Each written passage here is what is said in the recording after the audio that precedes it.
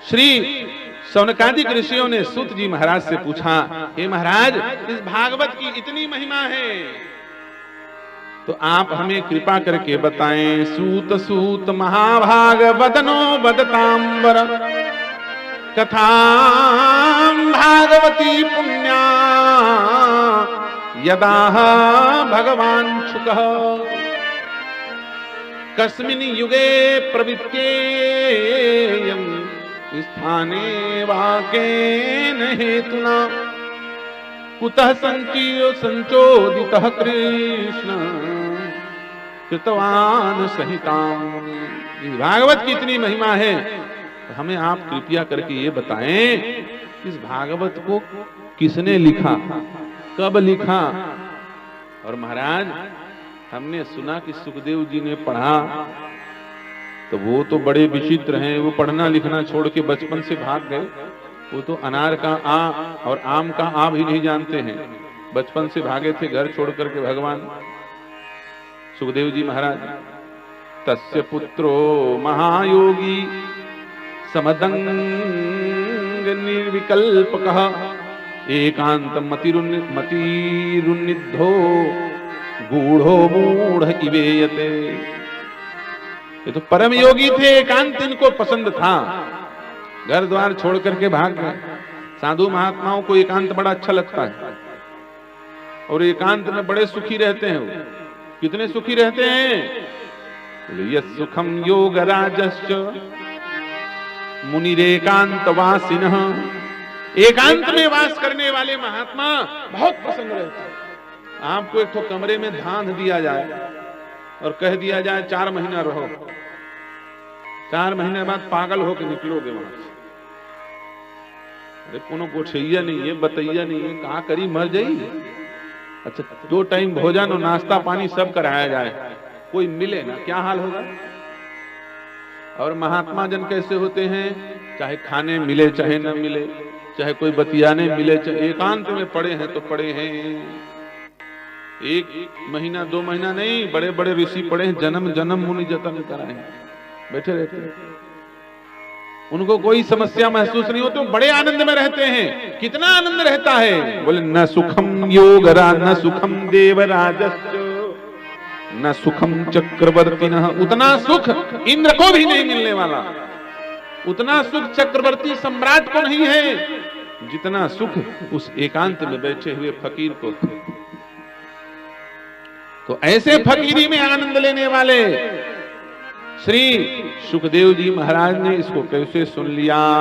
कथमा लक्षितः पौरे संप्राप्तः कुरुजांगलान उन्मत्त मूक जड़वत् विचरन् गजसाह्य। हाथी के समान पागल उन्मुक्त हुए नंग धड़ंग घूमने वाले सुखदेव जी ने आखिर इस श्रीमद् भागवत महापुराण को कब सुना, कैसे सुना। इस सब बातों को शौनकादिक ऋषि सूत जी महाराज से पूछ रहे हैं। सूत जी महाराज मुस्कुराने लगे। उन्होंने कहा, हमारे गुरु जी को उन्मत्त बोल दिया, पागल बोल दिया, और हमें से कथा सुनना चाहते हो। सुखदेव जी कौन है, गुरु है ना उनके। हमारे गुरु को कहा उन्मत्त जड़वत, अभी हमारे गुरु को पागल बोल रहे हो और हमारे गुरु के बारे में सुनना चाहते हो। बड़े अलबेले आदमी हो, हमारे गुरु की बुराई कर रहे हो और उन्हीं की कथा सुनना चाहते हो। सूत जी महाराज मुस्कुराने लगे, क्योंकि इन्होंने निर्दोष भाव से कहा था। देखो भाई, निर्दोष भाव से कोई किसी नटनी को बनना चेरी, नटनी को आली, नंद को किशोर बनना चेरी, नटनी को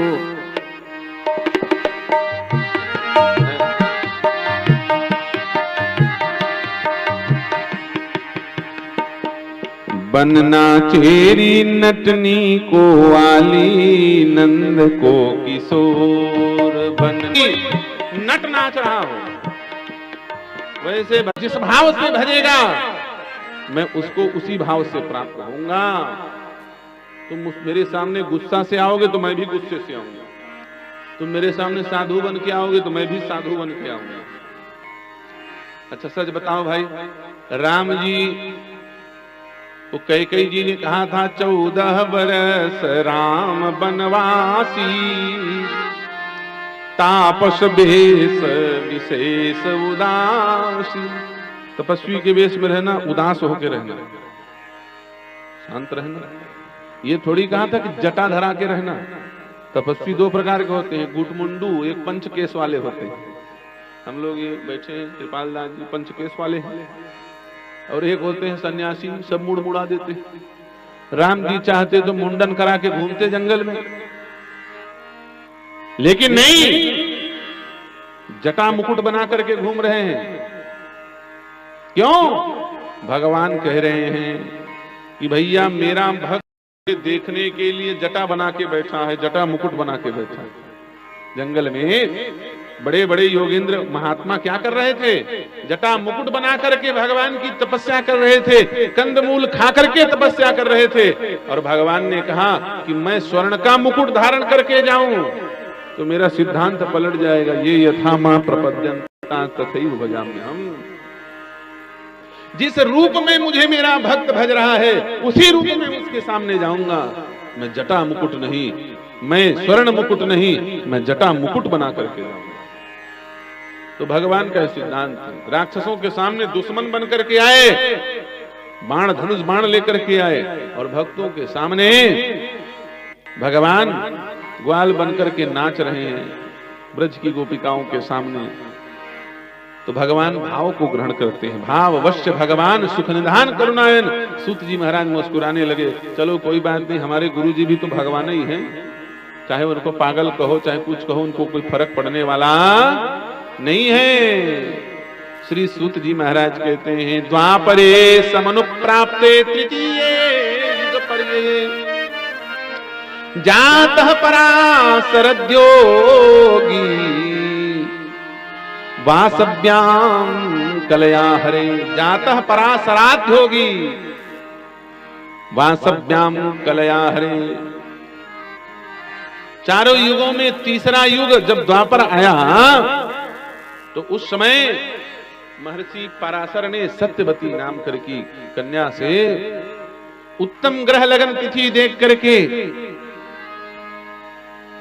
स्वयं भगवान नारायण अवतरित होंगे इस अवसर को जान करके भगवान व्यास जी महाराज को प्रकट किया। बोलिए व्यास नारायण भगवान की। ये व्यास जी कोई और नहीं थे, ये कृष्ण द्वैपायन व्यास स्वयं भगवान नारायण के अवतार थे।